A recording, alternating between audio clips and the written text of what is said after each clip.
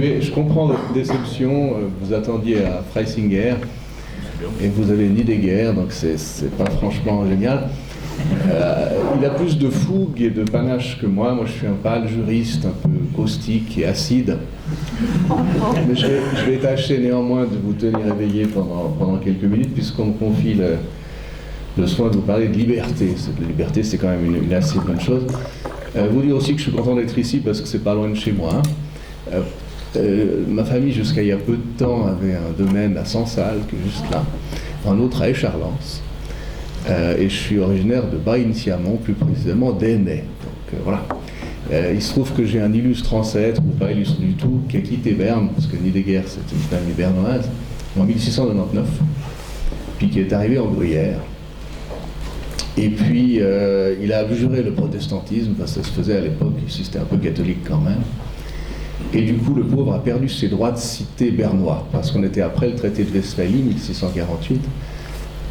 Chacun devait avoir la religion de son seigneur, et donc pour devenir un habitant ici, il fallait abjurer le protestantisme, et du coup, les droits de cité à Berne ont été perdus, et puis le pauvre homme et ses descendants ont été un peu apatrides pendant quelques temps.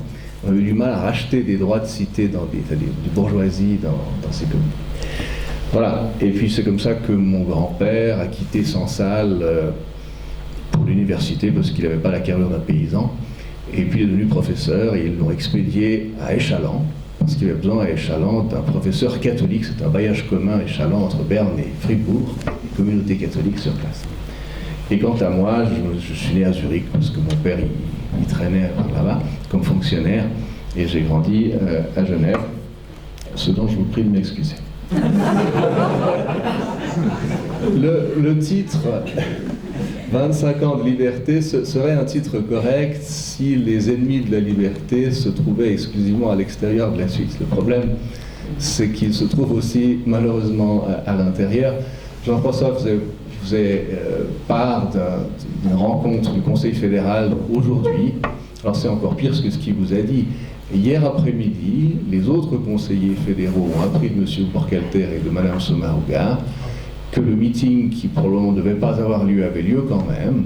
Et pourquoi avait-il lieu quand même? Pour deux raisons. La première, c'est que Uli Maurer devait être à Bonn pour parler avec M. Schäuble, et qu'ils avaient mis à l'agenda non seulement une discussion, mais une décision sur l'accord cadre institutionnel, en l'absence d'Oueli, qui aurait pu éventuellement troubler la discussion.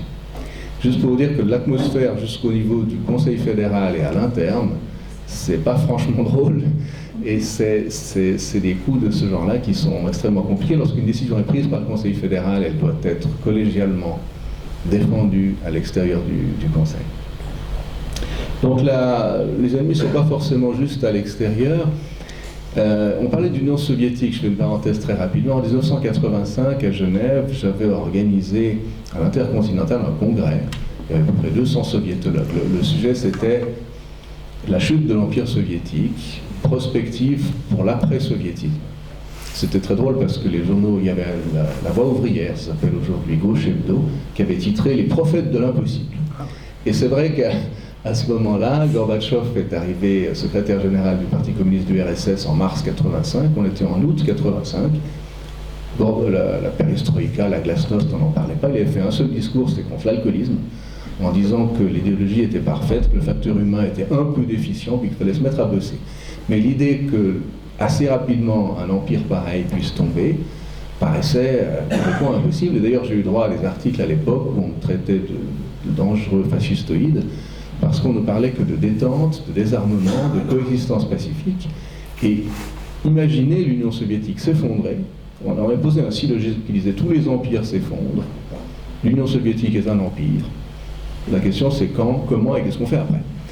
En parallèle avec ce qui se passe avec l'Union européenne, c'est faute d'anticiper ce qui peut se passer ensuite, on risque de le payer assez cher, parce que l'éventuel éclatement de l'Union est sûrement quelque chose de désirable lorsqu'on a peur de l'Union européenne, mais ce n'est pas forcément un scénario extrêmement reposant lorsqu'on vit au milieu d'une structure économico-politique qui risque de partir en morceaux dans un monde qui est multipolaire. On parlait avant de la Russie aussi, donc après le monde soviétique, il y a eu le retour de la Russie, et le monde est aujourd'hui structuré de façon nouvelle, et il y a un problème pour les Suisses de comprendre dans quel monde, enfin pour M. Burkhalter, je suis à la commission des affaires extérieures, donc il nous raconte sa vision du monde, et généralement on s'ennuie profondément parce qu'il n'en a pas. Il a une série de bonnes œuvres que la Suisse accomplit dans le monde entier, qui est impressionnante, mais de vision du monde d'aujourd'hui, pour savoir quel est le rôle de la Suisse d'aujourd'hui dans le monde d'aujourd'hui, malheureusement il n'y a pas. La Suisse a toujours été, c'est pas juste depuis 25 ans, mais la Suisse la Suisse même avant qu'elle existe, les confédérés ont toujours été à côté de la plaque européenne, quelle que soit l'Europe. Si vous vous rappelez de vos cours d'histoire à l'école primaire, l'immédiateté impériale, c'était quoi? C'était le moyen d'échapper à l'Europe féodale quand l'Europe était féodale. C'est-à-dire qu'il y avait des conflits entre les seigneurs du plateau et dépendre directement de l'Empire. C'était un moyen pour les 3 premiers cantons qui tenaient le Gothard d'exister et d'éviter de se faire manger par les seigneurs du plateau. Puis il y a eu ce problème ensuite quand l'ennemi qu'on tenait à distance par la protection de l'empereur est devenu l'empereur lui-même, c'était les Habsbourg. En 1848, le traité de Westphalie, la Suisse va s'affranchir du Saint-Empire romain germanique à l'époque où l'Europe, c'était le Saint-Empire romain germanique. 1815, on va être neutre et créer en 1848 un État non national au milieu d'un siècle où le nationalisme est la seule chose qui soit à la mode en Europe. Donc la Suisse va être complètement à côté de la question des fièvres nationales et nationalistes en créant un État qui est non national, qui est composite de plusieurs nations, que sont les cantons ou que sont les sphères culturelles qui nous composent. Et grâce à la neutralité, quand il y aura des guerres mondiales en Europe, on n'en sera pas non plus. Et puis à la sortie de la Seconde Guerre mondiale, lorsque les Américains nous regardaient méchamment parce qu'on n'avait pas participé comme les autres à la guerre et qu'on avait eu des relations un peu trop neutres avec l'Allemagne, l'Europe s'est restructurée en Est-Ouest. Et qu'a fait la Suisse? Elle a eu une politique, c'était Max Petitpierre à l'époque qui a instauré ça, une politique de neutre face à l'Europe de ce moment-là, qui était divisée entre le pacte de Varsovie d'un côté, l'OTAN de l'autre, et la guerre froide.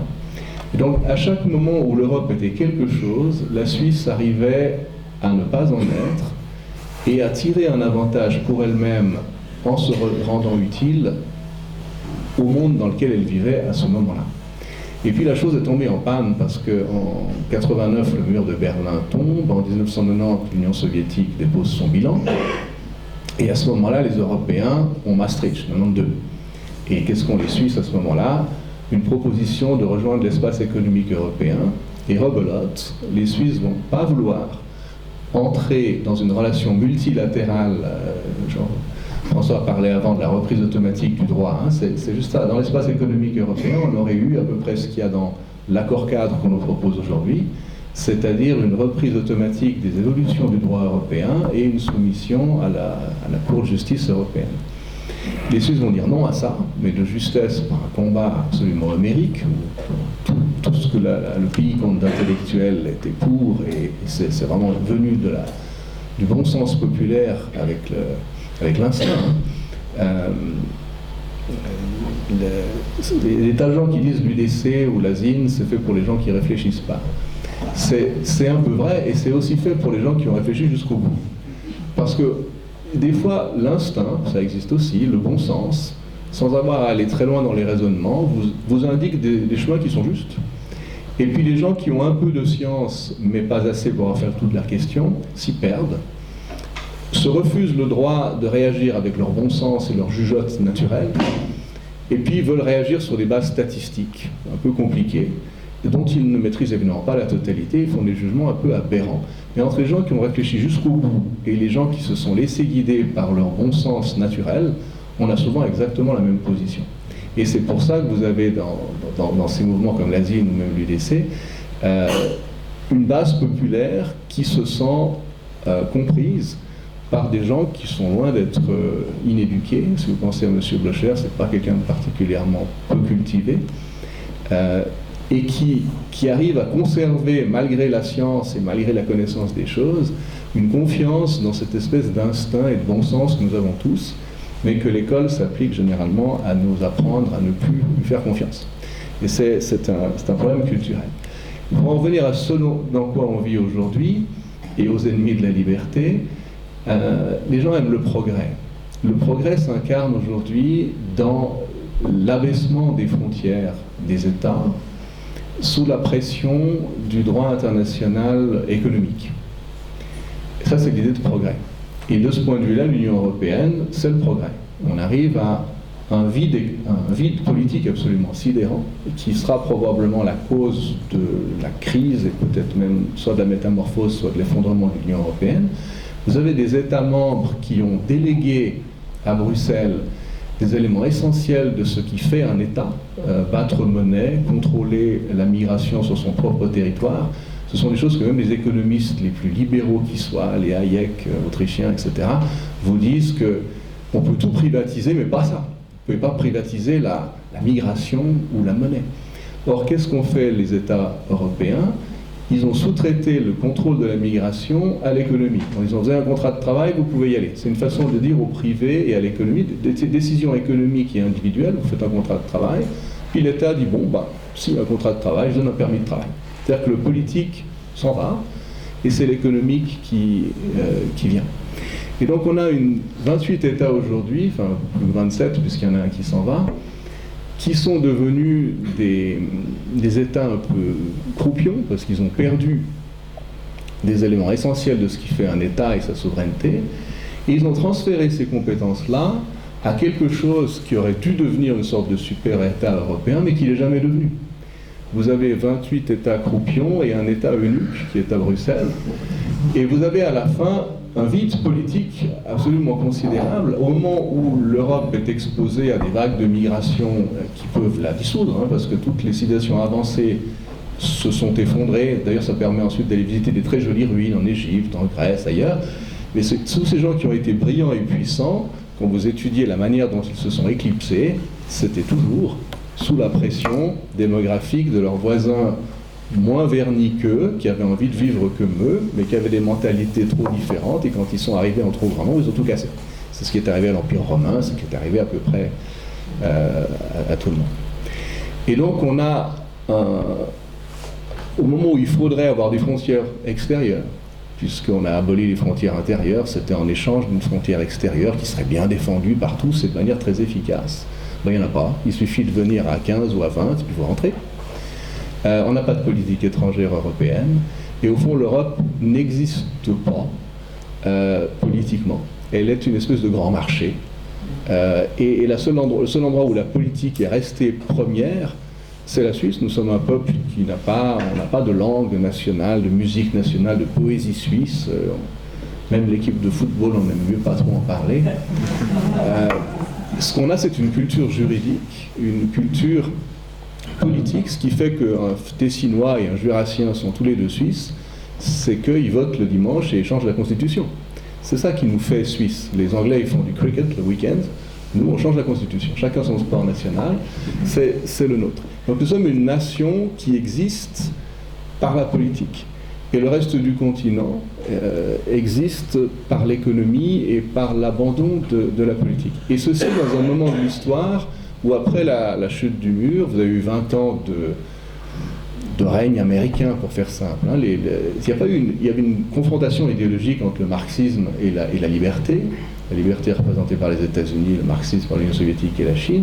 Mais il n'y a pas eu de victoire des idées de liberté sur les idées totalitaires. Il y a eu un dépôt de bilan économique de l'Union soviétique. Il n'y a pas eu de victoire morale du tout. Et par défaut, le monde a été ce que les Américains aiment bien, c'est-à-dire un grand marché très ouvert, dans lequel le droit américain s'applique, parce que quand on parle de dérégulation, les règles servent aux États plus faibles à se protéger dans des rapports de force qui leur sont défavorables. C'est à ça que sert le droit. Et quand les Américains vous disent renoncez à vos régulations internes, ils vous disent pas, mais c'est ce qui finalement arrive, on appliquera le droit américain chez vous. C'est en gros ce qui se passe. C'est un peu comme les négociations entre l'Est et l'Ouest sur l'armement. Il y avait une caricature à l'époque où on voyait un château fort, et puis il y avait une armée qui assiégeait, et puis dans le château, le petit roi du château sortait pour négocier avec les assaillants. Puis les assaillants disaient, on va vous proposer un deal, vous démolissez vos murailles et en échange, on brûlera nos échelles. Évidemment que c'était pas un excellent deal, mais c'est à peu près ce qui s'est passé sous le règne américain. On démolit les murailles et puis ils n'ont plus besoin d'échelles parce que de toute façon, ils sont chez nous. Ce monde-là, il est à peu près terminé et M. Trump n'a rien inventé. Il n'est pas la cause de quoi que ce soit, il est le symptôme de quelque chose. Et ce quelque chose, c'est que l'Amérique, quand on dit America First, ça veut dire qu'il n'y a pas que l'Amérique. Jusqu'à M. Obama et avec Mme Clinton y compris, il y avait America Only, c'est-à-dire les États-Unis et puis le reste du monde, ça compte à peu près pour beurre. Maintenant, vous avez la reconnaissance aux États-Unis qu'il y a les États-Unis, sans doute, mais il n'y a pas que ça. Ils ont l'espoir d'être numéro un. Ok, chacun a le droit d'avoir l'espoir d'être numéro un, mais quand vous dites que vous voulez être numéro un, ça veut dire que vous acceptez qu'il y a des tas d'autres gens qui se partagent la planète avec vous, et c'est la structure du monde. La Russie est de retour 20 ans après le dépôt de bilan de l'Union soviétique, et en gros ce sont les États orthodoxes, si on regarde bien, c'est la conception orthodoxe du monde avec un rapport politique, religieux extrêmement mélangé. Et c'est une chose, en Chine vous avez un leader, M. Xi, qui a autant de pouvoir que Mao en avait, qui a pour le droit international absolument aucun respect. Les Chinois se considèrent en mer de Chine comme chez eux. Ils disent aux Vietnamiens que... Enfin bon, ils s'installent simplement partout. Vous avez l'Inde, qui a une conception fondée sur l'hindouisme, la Chine une forme de marxisme capitalisto-confucianiste, un peu curieux. Les États-Unis, c'est le protestantisme, l'Amérique du Sud, c'est l'esprit catholique, puis l'Europe, c'est la laïcité. Voilà ce qu'on a inventé. Mais dans un monde qui est devenu une religion extrêmement intransigeante par ailleurs, mais vous vous retrouvez avec un monde qui est charpenté par des sphères culturelles, des nations ou des groupes de nations qui sont proches les unes des autres parce qu'elles partagent un système de... Il faut pouvoir se faire confiance, on a les mêmes valeurs. Et ces blocs-là vont se taper dessus les uns et les autres, certainement, vont faire des chasses gardées économiques. On va être en concurrence pour l'eau, pour le poisson, pour toute une série de matériaux stratégiques. Et c'est dans ce monde-là, fait de blocs, et plus le monde onusien d'avant du multilatéralisme que M. Burkhalter a gardé en tête, et Mme Beresville aussi, c'est un monde complètement différent dans lequel une Suisse peut être utile à condition qu'elle rende des services aux crises que ces blocs vont avoir les uns avec les autres. Et donc on doit définir une neutralité plus stricte que jamais qui soit utile au monde. On était neutre pour les puissances européennes en 1815, et ça se trouvait être les puissances du monde par ailleurs. On était neutre entre l'Est et l'Ouest à l'époque où la question était nucléaire. Aujourd'hui, on doit avoir une doctrine de neutralité qui soit adaptée à ce monde multipolaire, qui ne sera pas forcément pacifique, et dans lequel il y aura besoin de quelqu'un capable d'être crédible comme neutre. On avait réussi, en étant à l'Ouest, à passer pour neutre dans les discussions Est-Ouest sur le désarmement nucléaire. C'est assez fort comme truc. On peut parfaitement, au milieu de l'Union européenne, avec des rapports économiques privilégiés avec nos voisins, avoir une neutralité, y compris dans les conflits qu'il y aura entre les Européens et d'autres parties du monde, mais évidemment à la condition que nous ne soyons jamais politiquement dans l'Union européenne. Et c'est la raison pour laquelle, instinctivement, beaucoup de gens ont compris en 92 et l'ont recompris en 2014 avec le vote sur la libre circulation, que si on voulait une Suisse, il fallait que ces Suisses soient autre chose qu'une province européenne, et que la Suisse étant une culture politique, il fallait à tout prix sauver cela, sinon il n'y a plus de Suisse. Quand vous avez des directives venant de Bruxelles, vous ne pouvez plus voter tous les week-ends sur la Constitution et sur le reste. Ça, c'est le débat dans lequel on est aujourd'hui. Et ce qui est intéressant, c'est que le pays qui se préoccupe le plus de politique en Europe, qui est la Suisse, est le pays dont l'économie fonctionne le mieux. C'est quand même paradoxal, alors que les autres vous parlent que d'économie, ils ont des problèmes à n'en plus pouvoir. Nous, on vous parle essentiellement de politique. On est prêt à perdre un point de PIB pour garder la souveraineté et éviter d'être dissous par les autres. Quand vous demandez aux gens, vous préférez la souveraineté ou vous préférez que l'économie performe? Alors M. Rym préférera l'économie performe, mais beaucoup de gens vous diront que s'il fallait choisir entre le pain et la liberté, mieux vaut la liberté. Et historiquement, c'est vrai, les peuples qui ont choisi le pain, généralement, ont perdu le pain et la liberté en même temps. Et ceux qui ont choisi la liberté ont généralement récupéré le pain parce qu'ils étaient libres de le faire. Et c'est ça l'esprit de notre pays, et je pense que ce pays peut être diablement utile, non seulement à lui-même, s'il se préserve dans l'état où il est, mais également à l'Europe, qui a sérieusement besoin d'un coup de jeune, parce que c'est épouvantable d'être européen aujourd'hui. Vous êtes un continent qui se définit par la démocratie et la prospérité économique et sociale. Et puis qui a au milieu de son territoire un État qui n'est pas membre, puis qui est plus démocratique, plus prospère et plus social. C'est assez vexant. Et il faut les comprendre, il y a une irritation tout à fait légitime à se retrouver avec... puis en plus, on leur a fait croire des choses fausses. En 92, on a demandé à adhérer à l'Union européenne. C'était pas très malin, franchement. Mais d'un point de vue européen, de bonne foi, ils pouvaient admettre que nous étions un peuple un peu lent, avec une démocratie directe, des problèmes, etc., mais que tôt ou tard, nous serions des membres de l'Union européenne parce que nous avons adhéré à cela. Et ce n'est que l'année passée qu'on a fait une motion au Conseil fédéral pour qu'il veuille bien ressortir la demande d'adhésion. Mais d'un point de vue européen, évidemment qu'on nous traite comme de futurs membres et qu'on nous donne déjà les obligations des membres. La libre circulation, c'est fait pour les membres de l'Union européenne. C'est d'ailleurs la monnaie d'échange contre le libre accès au marché unique. Nous, on a trouvé le moyen, avec nos très fins négociateurs, de ne pas avoir d'accès au marché unique, sauf dans les domaines très spécifiques, bilatéralement, mais d'avoir la contrepartie qui est de laisser toute l'Europe accéder à notre marché du travail. Le 9 février 2014, c'était quoi? C'était essayer de ramener un peu d'équité dans cette relation biaisée. On n'accède pas à votre marché, vous n'accédez pas à notre marché du travail. C'est tout à fait logique et simple. Mais dans la perspective de M. Burkhalter et de quelques autres, qui passent leur temps à s'excuser à Bruxelles de la lenteur et de la timidité et de l'aveuglement de leur peuple, malheureusement, ils ont le malheur de devoir diriger un peuple un peu aveugle, alors que tous les autres sont des peuples éclairés. Et donc, à aucun moment, vous n'avez d'articulation d'une exigence de la part de la Suisse, parce que psychologiquement, les responsables de la Suisse, après le dimanche noir, ont passé leur temps, et jusqu'à aujourd'hui, à s'excuser auprès des Européens d'être à côté de la plaque, parce qu'en Europe, aujourd'hui, c'est l'Union européenne. Et à oublier que la nature même de la Suisse, et sinon son existence, c'est précisément d'être à côté de la plaque européenne, quelle que soit l'Europe au cours des 700 dernières années. L'Europe a changé complètement, l'économie a changé énormément, la politique qui a été restructurée de mille manières, mais les Suisses ont toujours été à côté de la plaque européenne et en ont toujours tiré des avantages de liberté.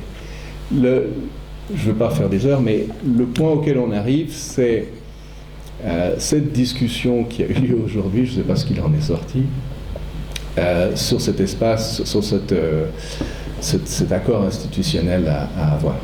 En 2010, la Commission a dit à la Suisse, écoutez, vos accords bilatéraux, on en a marre, on n'en signe plus avec vous, sauf si vous les inscrivez dans un cadre institutionnel qui permette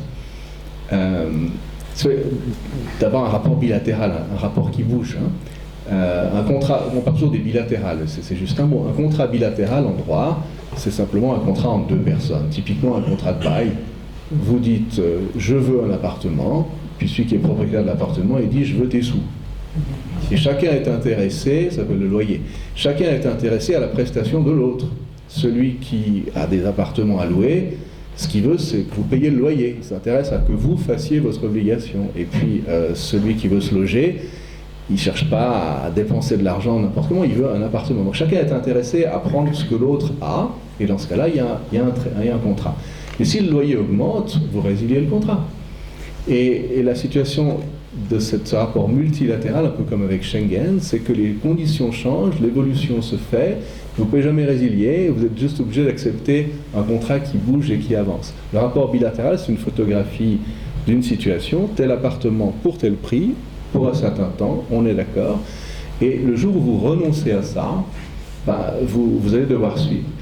Et puis, la construction européenne qui a sa légitimité aussi, je pense que vouloir structurer le continent n'est pas forcément une idée absurde, mais elle s'est faite avec la conscience très très forte. Jean Monnet et les autres, ils savaient très bien que les peuples européens avaient envie de tout, sauf de cesser d'être des peuples européens différents les uns des autres. On est parti du charbon et de l'acier avec l'idée qu'un jour on aura une constitution. On n'a jamais eu de constitution. C'est pour ça qu'on est dans ce vide politique. Qu'est-ce qui va se passer maintenant? Si nous refusons... Enfin, juste une chose que j'ai perdu un fil à un endroit, mais on vous entendait toujours dire que c'est parce que... Enfin, que c'est le 9 février 2014 qui a créé... qui menace la fin des rapports bilatéraux. Hein. La vérité, c'est que c'est la Commission qui a voulu la fin des rapports bilatéraux en disant nous voulons maintenant du multilatéral. Le PLR vous parle toujours des bilatérales, pour dire l'évolution du droit européen. Et ils veulent tout sauf quelque chose de bilatéral. Ils veulent quelque chose de multilatéral qui évolue tout seul. Le danger, ça sera qu'à un moment donné, il y aura cette contre-proposition à rasa. Donc on va dire aux Suisses, est-ce que vous voulez biffer ce que vous avez mis dans la Constitution? La réponse sera évidemment non. Et le Conseil fédéral va proposer d'enrober ça en disant, est-ce que vous voulez ajouter à l'article 191A que l'on réserve les traités européens? En d'autres termes, est-ce que vous voulez dire dans la Constitution qu'il y a des contingents, c'est ce qu'on a inscrit dans la Constitution, sauf là où il n'y en avait pas. C'est une espèce de truc un peu bizarre. L'article dit, on fait des contingents, et puis il rajouterait une phrase qui dirait, sauf avec l'Union européenne, c'est-à-dire sauf quand il n'y a pas de contingent. Bon. En d'autres termes, on annulerait... Rasa propose très honnêtement de dire on le biffe. Pour moi c'est clair, on le biffe. Le Conseil fédéral nous propose de le biffer sans le biffer, c'est-à-dire plus 1, moins 1 égale 0, dans le même article. Et Christophe Blocher, avec son mouvement pour non à une adhésion rampante, ou l'ASIN, enfin tous ces mouvements-là, tout le monde est absolument conscient que si on se loupe à convaincre le peuple sur cette question-là, c'est tout l'acquis des 20 dernières années, les 25 dernières années qui passe à la trappe. À quoi bon avoir gagné en 92, à quoi bon avoir gagné en 2014, si d'un trait de plume, on rentre dans une relation multilatérale avec l'Union européenne, c'est-à-dire très exactement l'espace économique européen qu'on a refusé en 92, c'est un droit commun, évolutif, dont on doit reprendre les évolutions, et une soumission à la Cour européenne. L'accord cadre, matériellement, c'est pas identique, mais c'est pratiquement la même chose. Et donc, si lorsque la question va se présenter au peuple, on devait ne pas réussir à le convaincre une fois de plus qu'il faut faire confiance à son bon sens, c'est-à-dire à ce que dit l'ASIN, pour faire simple, tout l'acquis, toute la résistance des 25 dernières années peut passer à la trappe. Et Christophe Blocher est parfaitement conscient de ça. Lui, c'est sa vie, pratiquement. C'est son testament politique, c'est de ne pas se louper sur ce qui va se passer sur cette question-là. Et on joue pratiquement à qui tout double, et ça serait vraiment bête qu'au moment où l'Union européenne reconnaît qu'elle est arrivée dans une impasse, ça soit le moment où les Suisses baissent les bras, alors qu'ils ont précisément tenu jusque-là. Je pense qu'il faut se réjouir du Brexit, ou juste un mot sur pourquoi le Brexit. Vous chercheriez en vain dans le droit... la construction européenne est un mécanisme par lequel les États délèguent des compétences plus haut à l'Europe. Et il n'existe pas de mécanisme pour les reprendre, ces compétences. Parce que c'était comme ça que c'était conçu. Petit à petit, par un mouvement d'engrenage, on va avoir un État européen. Il n'existe pas de moyen de récupérer une compétence que l'on a cédée. Le seul moyen, c'est le divorce complet. On a vu ça avec les Anglais. Les Anglais ne sont pas contre l'accès au marché unique. Ils ne voulaient plus de libre circulation, ils ne voulaient plus d'administration tatillonne venant de Bruxelles. Mais le seul moyen d'avoir ces choses-là, c'est de tout casser. C'est soit vous êtes dedans, soit vous êtes dehors. Et si la Suisse rentre dans un rapport multilatéral, elle sera dans cette situation-là. Les Anglais ont créé la ALE en 1964. C'était une Europe fondée uniquement sur le libre-échange. Ils en sont sortis en 1974, en pleine crise économique, pour devenir membre de l'Union européenne. La ALE aujourd'hui, c'est la Suisse, et puis ces 3 autres États qui sont tous membres de l'espace économique. C'est le Liechtenstein, grand partenaire économique, c'est la Finlande, l'Islande et la Norvège. Ces 4-là. Moi, je pense qu'il est tout à fait imaginable que les Britanniques reviennent dans la ALE, c'est-à-dire repartent sur une idée de l'Europe qui serait fondée sur le libre-échange et pas sur la libre circulation. Et qu'il y ait des traités qui se fassent entre là et elle revisités grâce au retour des Britanniques, qui amènent avec eux le Commonwealth, ce n'est pas tout à fait rien non plus, pour trouver des rapports au marché l'un de l'autre qui se fassent entre ces deux organisations. On peut aussi imaginer que certains États qui souffrent trop avec l'euro souhaitent éventuellement rejoindre la ALA, qui n'aurait pas l'euro. Et que vous ayez petit à petit deux modèles européens, un fondé sur le libre-échange avec souveraineté, et l'autre fondé sur ce qu'on connaît être l'Union européenne aujourd'hui. Et que ces deux modèles se fassent concurrence. Je ne crois pas une seconde que l'Union européenne va s'auto-réformer. Elle n'en a ni les moyens institutionnels, ni la capacité psychologique. Les empires qui vont mal, ils deviennent de plus en plus rigides, ils ne deviennent pas souples.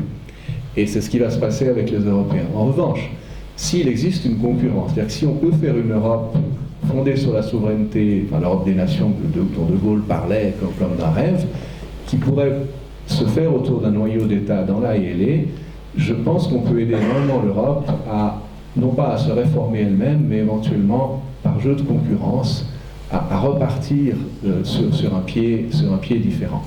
Et puis il faudra probablement que les États s'occupent un jour de leurs frontières extérieures, parce que sinon on sera dissous dans la migration. J'étais au Niger il y a un mois. C'est absolument impressionnant de voir le nombre de gens. On a aidé les Africains à avoir une mortalité infantile plus basse, ce qui est très bien. Le résultat, pour tous les États du sud du Sahel, la moitié de la population a moins de 14 ans. Aucune économie, même développée, ne peut prendre un choc pareil. Les gens vendent leurs terres et confient à l'un des fils de la famille la mission, par n'importe quel moyen. Il passe dans le désert à Trans, dans un minibus, sans eau, parce que c'est trop lourd. À la moindre panne, tout le monde est mort. Et il traverse la Libye, ou éventuellement l'Algérie, pour s'embarquer ensuite sur des bateaux pourris. Enfin, c'est une tragédie humaine absolue. Une chose est que l'on doit évidemment fermer notre frontière parce qu'on sera dissous dans cette... l'Afrique, c'est 1 milliard de gens dans 50 ans. Et l'autre chose, c'est qu'il faudra un jour leur donner aussi des raisons de ne pas partir. Mais pour ça, vous avez besoin d'une structure en Europe qui puisse coordonner une action européenne. Et on peut imaginer un modèle où les Européens s'organisent sur l'embryon de la ILE de bas en haut, et non plus comme on l'a fait de haut en bas. C'est-à-dire qu'on peut avoir un modèle d'Europe un peu plus fédéraliste, dans laquelle la Suisse aurait tout à fait un rôle à jouer, où elle serait... Bon, la Suisse ne sera jamais un leader pour d'autres pays, mais elle peut être un laboratoire dont on s'inspire, dont on tire des solutions, et en tout cas une contre-proposition à l'Europe d'aujourd'hui. Je ne crois pas qu'il serait une bonne nouvelle, ça nous ferait plaisir pendant 5 secondes de voir l'Union européenne se casser la figure en 1000 morceaux, mais après la 6e seconde, on regretterait la stabilité d'avant, parce que dans un monde où nous avons des voisins qui sont tous sauf sympathiques et qui ont des intérêts territoriaux, et on va vers un monde fait de rapports de force. Tout le monde s'arme, hein. Les Russes sont armés jusqu'aux dents, les Indiens idem, les Chinois aussi, les Américains, ça repart. Nous, le service militaire n'est plus obligatoire en Europe, c'est fini. Il y avait 2 armées, la française et l'allemande. À 15 ans d'ici, sans conscription obligatoire, c'est plus que des vieillards qui rentrent. Non, véritablement, on va être inexistant d'un point de vue militaire au niveau du continent, inexistant d'un point de vue politique, et cette situation-là, ça peut être la fin de la civilisation européenne, tout simplement, dans un monde qui se structure comme il se structure aujourd'hui, avec des appétits, avec des luttes d'influence, et avec des armées qui sont redoutables, et qui sont structurées par blocs. C'est plus juste des armées nationales. Si vous pensez aux glaciers russes, c'est un système large qui fait un bout de continent et qui a une vision géopolitique absolument claire. En ce moment, ils sont en Syrie pour avoir un corridor jusqu'aux mers chaudes. Ils vont tailler leur passage dans la Syrie. Les Turcs vont faire de même. La Turquie fait partie de ces blocs. La Turquie, c'est au fond le monde sunnite qui se restructure autour de l'État turc, qui renoue avec l'islam. Les Turcs ont été séparés de l'islam pendant la République turque, ils sont en train d'y revenir. Donc le monde est ce qu'il est. Ce monde, il est fait d'identités fortes, avec, c'est pas par hasard aussi que vous avez des leaders très masculins, M. Poutine, M. Erdogan, M. Trump, le chinois, enfin tous c'est des mecs machos qui tapent sur la table, qui montrent leur fusée, leur tank, etc. et puis qui avance des revendications pour le bien des nations qu'il dirige. Sauf l'Europe. L'Europe, c'est Mme Merkel, c'est... Non, faut voir les choses comme ça. Je pense que la Suisse doit avoir pour but, un, de se sauver elle-même, deux, de jouer un rôle pour que l'Europe se sauve elle-même. Parce que à quoi bon exister sur nos montagnes si la culture européenne devait être dissoute dans les invasions barbares comme l'Empire romain a pu l'être il n'y a pas si longtemps que ça. Je vous remercie de votre attention.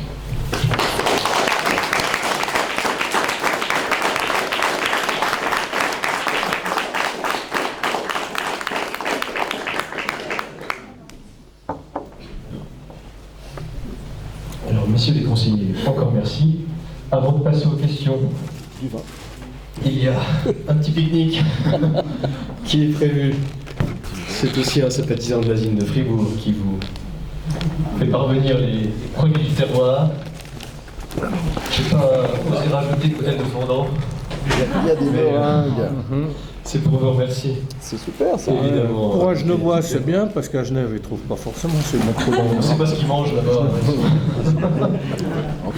Quand on vient manger correctement, on vient pour la bénichon. Ouais. Alors, évidemment, j'étais très intéressé par vos dernières déclarations.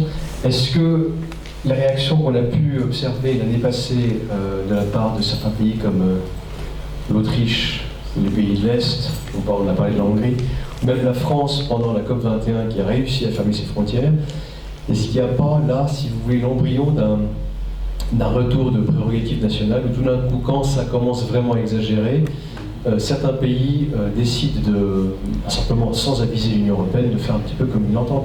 On a vu que l'Autriche a fait murer le Brenner, donc on se retrouve avec Vintimille qui peut être fermé assez facilement, le Brenner qui est muré, les Serbes et les Macédoniens qui ont tout entouré de barbelés, sans parler de la Hongrie et de la frontière est de l'Autriche, qui reste plus que finalement Chiasso.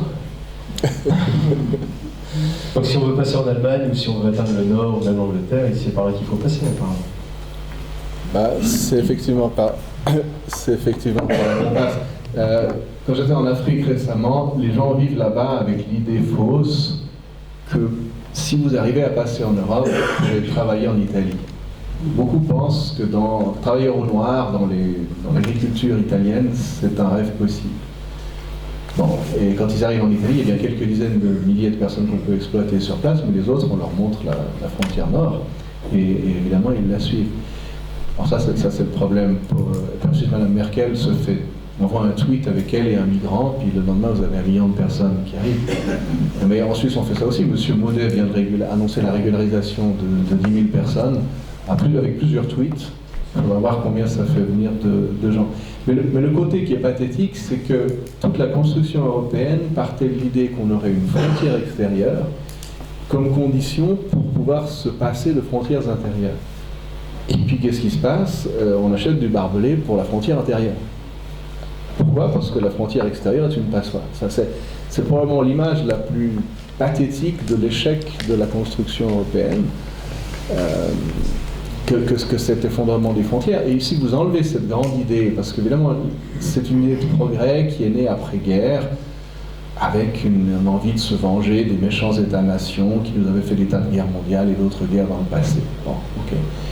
Et puis on se rend compte à la fin que cette idée, c'est un peu comme les soviétiques à la fin des années 80, le bilan est désastreux. Et qu'est-ce que vous faites quand le bilan est désastreux? Soit vous avez le courage de dire, ok, je me suis gouré, puis vous repartez sur d'autres bases, soit vous ne pouvez pas, parce que vous êtes privilégié d'une morale ou d'une idéologie qui vous interdit de penser au-delà d'elle-même.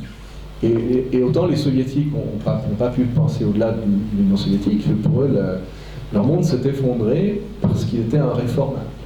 Et ma grande crainte, c'est que l'Union européenne, en tant qu'idée, soit irréformable parce que précisément elle est dogmatique et que psychologiquement, elle enferme les gens dans une réflexion où on ne peut pas penser qu'est-ce qu'il y aura après l'Union européenne. C'est l'horizon indépassable Sartre parlait du marxisme comme l'horizon indépassable. C'est ça, les Européens, ils ont créé un horizon indépassable, c'est l'Union européenne. Et tant qu'ils seront prisonniers de ça, ils ne pourront pas se réformer. D'où ce petit espoir que j'ai que grâce au Brexit, la Suisse et quelques autres, et peut-être l'ALE, ou ça peut s'appeler autrement, on puisse faire naître une capacité de penser différemment. Sinon, les Européens vont s'auto-détruire dans leur pensée. Et ça, c'est tout à fait réel. Je peux faire une remarque aussi. Là, on a évoqué le cas de M. Maudet à Genève. Et je suis moins bien informé qu'Yves Daguerre sur ce qui se passe à Genève, mais enfin, j'ai quand même eu l'occasion d'en parler ces derniers temps. Et à mon avis, le grand problème, c'est qu'en légalisant toutes ces femmes, jeunes ou moins jeunes, qui faisaient des ménages, parfois avec des charges sociales payées, souvent avec des charges sociales non payées, le jour où elles seront régularisées, elles ne feront plus des ménages, elles feront autre chose. Donc ça veut dire qu'on devra faire revenir des nouvelles femmes de ménage pour occuper ces positions. Donc là, d'ailleurs, je crois que si j'ai bien lu les journaux, d'autres cantons qui avaient évoqué l'idée de faire un peu le même raisonnement y ont très rapidement renoncé. Alors les Vaudois, oui, mais à Zurich, ils ont le double et ils y pensent. Bienne, ils l'ont fait aussi, non? À Bienne, ils ont aussi régularisé naturalisé du monde. Naturalisé, oui, mais là, il s'agit de Légaliser les gens qui sont... de distribuer les permis de séjour. Justement, je rajoute de ce côté-là. Vous parlez, lui n'a pas d'idée, ou les gens qui habitent, questions qui se posent, ce qui concerne M. Freising et fait les frais, toute cette presse, qu'est-ce qui est vrai, qu'est-ce qui est faux. Quand vous travaillez 8 heures par jour avec la famille et tout, comment s'y trouver à la fin entre information et désinformation, ça dure depuis un bon bout de temps. Moi, personnellement, si j'aurais pas eu des presses spécifiques, je prends, vu que vous êtes entrepreneur, M. Rim, je prends Trigema, c'est en Allemagne. Il était orateur à Zurich, alors comme ça. Si les entreprises prennent exemple à lui, c'est réellement mieux. Et il donne des solutions. La chose là, ce que vous parlez, la migration, ça c'était prévu depuis 2012.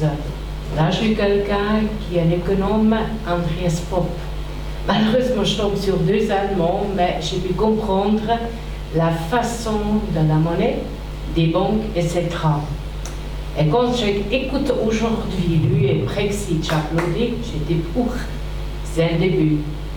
Tout peut être considéré. La question est, qu'est-ce qu'on fait pour que les gens puissent y penser? Avant, c'était pas l'Europe unie, pas politiquement parlant. Il y avait tous les pays avant. On pouvait travailler ensemble. D'ailleurs, bravo pour travailler avec les Asiatiques, le monde entier. Mais ce qui concerne au niveau suisse, moi j'adore mon pays aussi, je devrais me considérer patriote. Moi je mets tout ici pour nous, aux priorités. Sauvegarder ce qu'on peut. Je pense ici par exemple aux paysans. Ce qui m'a beaucoup choqué, c'est le nombre de paysans qui se suicident. On ne parle pas beaucoup. Il y a dernièrement, j'ai eu cet article. Je me suis renseignée et ça me faisait mal au cœur. Parce que ce qu'on a au premier, c'est la nutrition. Vous buvez de quoi? De votre sol? Non, là, comme M. Blocher, il a dit, parce que je l'ai rencontré, il a bien dit ceci, nos ressources sont lesquelles? Comment subsister avec tout ce monde qui habite ici, et puis en voulant faire moins d'énergie, économiser, mais je ne sais pas quoi. Comment faire pour bien faire? Voilà. Alors, 2 choses. Vous avez abordé 2 problèmes, les paysans. Je commencerai par là. Oui. Je connais relativement bien les problèmes économiques de l'agriculture. J'ai participé 4 fois à l'élaboration de la politique agricole en tant que membre de la commission et 3 fois j'étais rapporteur au Parlement. Et je dois vous dire que les problèmes ne sont pas simples et on a pour le moment réussi à faire des choses qui tiennent à peu près la route. On a refait la politique agricole maintenant il y a quelques mois où on a repris en gros le dossier qui avait été fait pour les 4 ans précédentes sans en changer beaucoup de choses. On a gardé plus ou moins les crédits, et d'ailleurs la réduction qui a été acceptée dans la dernière session, elle avait été acceptée aussi par les représentants des agriculteurs. Je crois qu'on a un double problème chez nous, on a de nombreux problèmes chez nous avec l'agriculture. Un, c'est qu'on a les normes les plus strictes et les plus sévères au niveau de la garde du bétail, au niveau des produits phytosanitaires, etc. Et puis, on a les salaires les plus élevés. Et on a également même un aménagement du territoire qui est relativement strict, qui fait qu'on a des petites surfaces. Et, dernier point, peut-être le plus important, c'est qu'on a une topographie qui est quand même pas facile.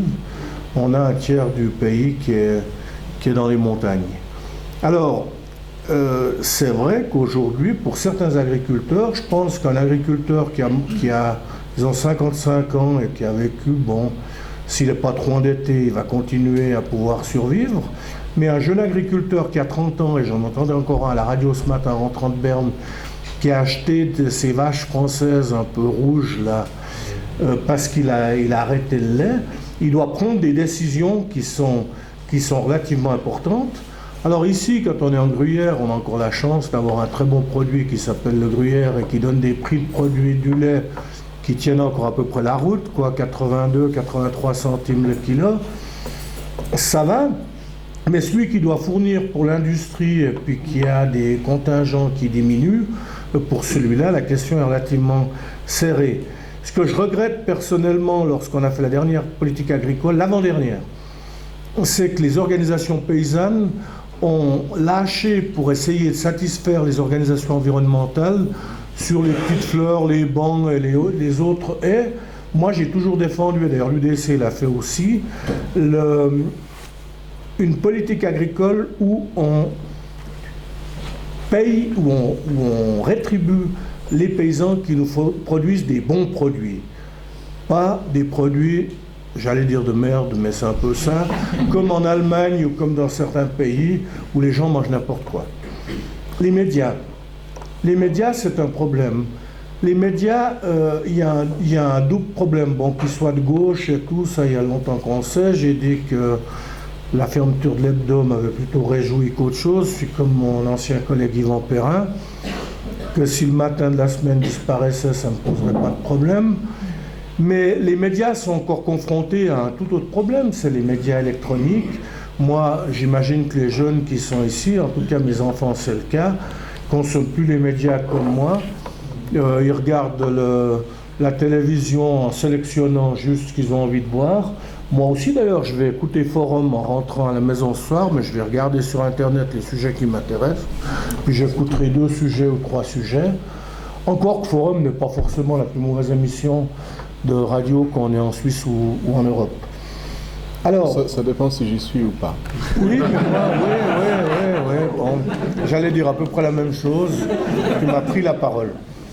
Non, mais les médias, qu'ils soient dans les mains de gens qui ne pensent pas comme nous, c'est certainement la réalité.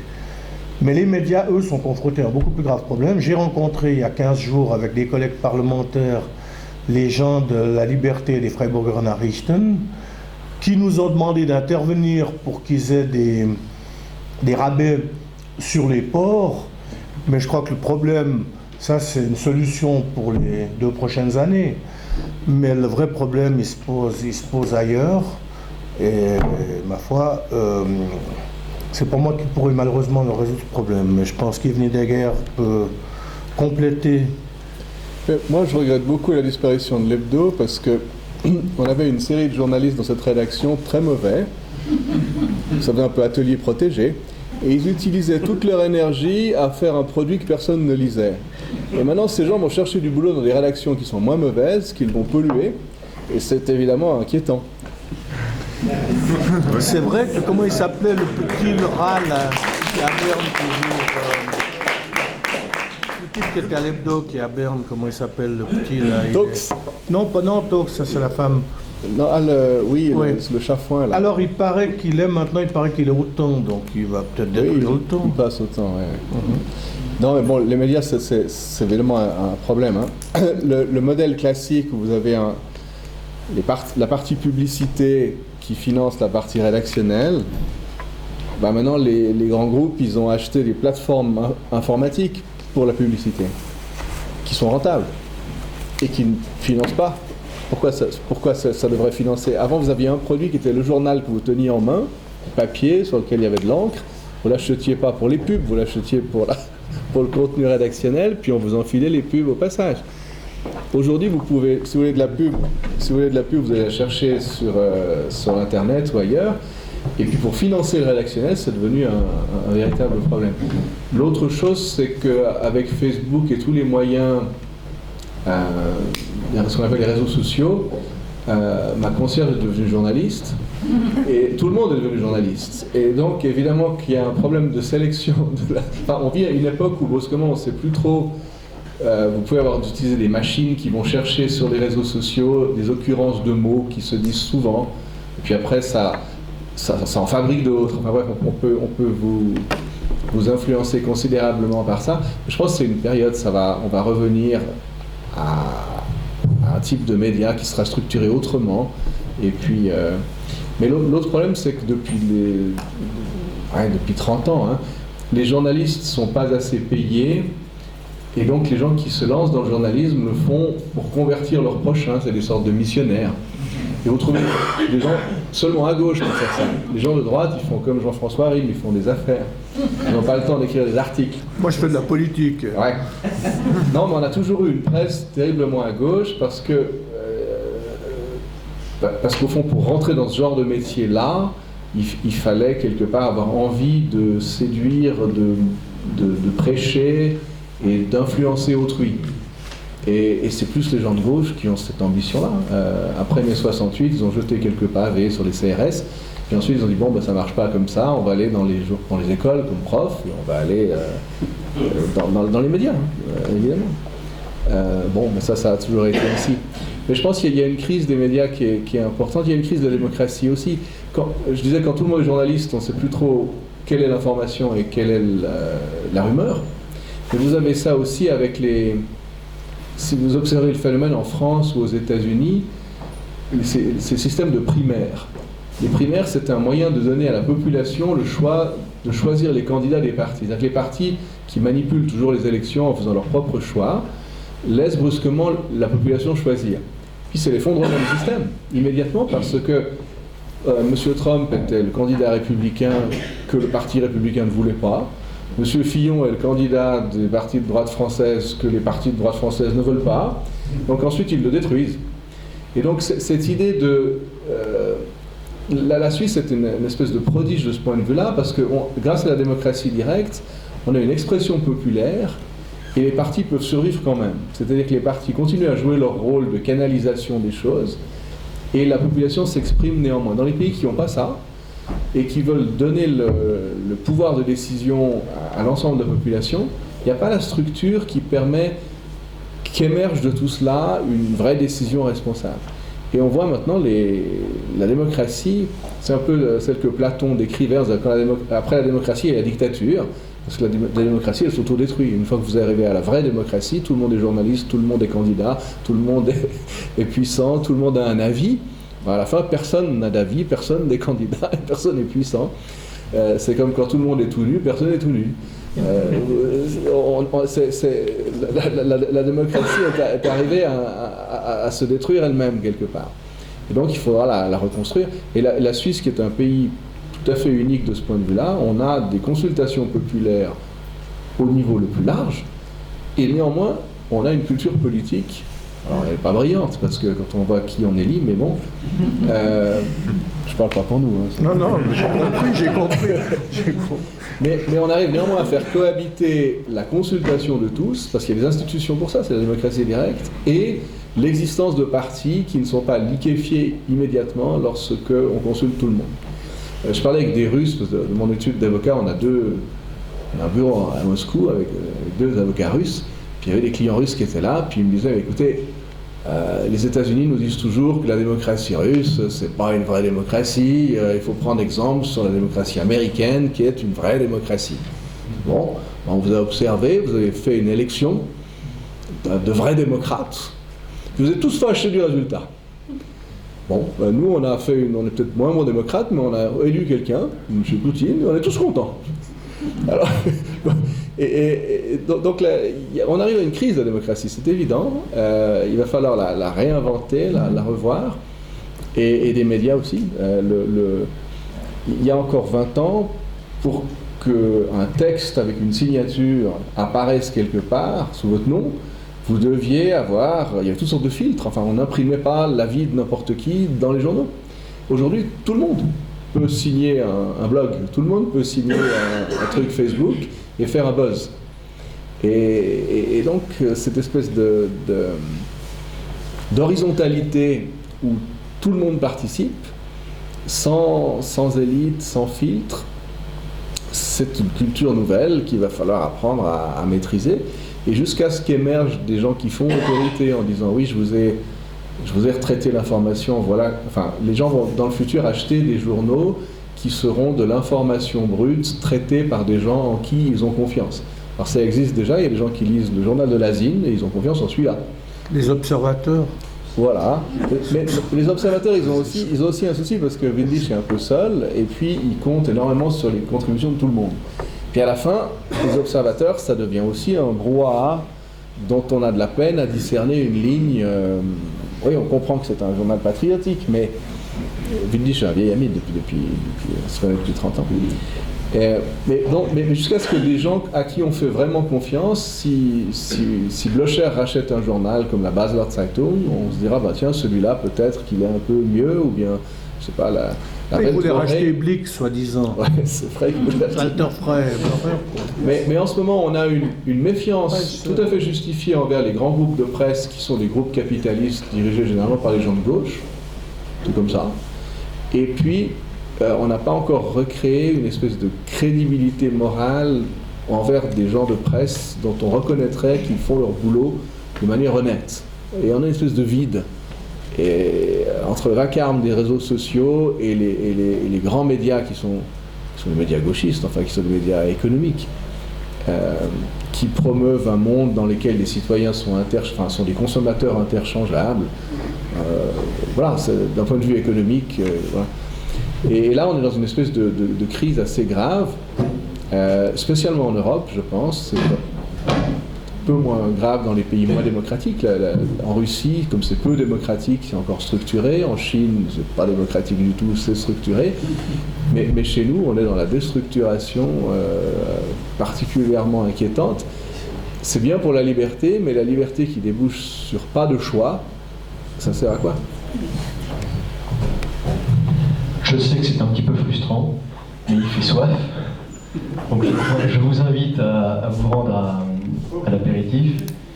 Alors, peut-être il y a encore une question chez monsieur, on fait très vite. Donc, monsieur dit.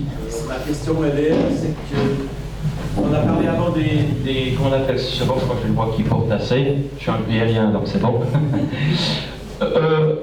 On a parlé des frontières, de bétonnage, on a eu peur l'année passée. Et je me suis aperçu en lisant le 24 heures, chose que je ne fais pas souvent, que les jeunes socialistes suisses allaient lancer une initiative pour l'abolition carrément des frontières en Suisse.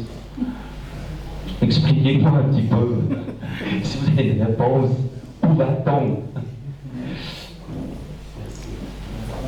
Moi, je trouve politiquement, c'est une excellente idée, parce que de toute façon, il n'y a personne qui y croit à part eux, donc il n'y a pas de souci.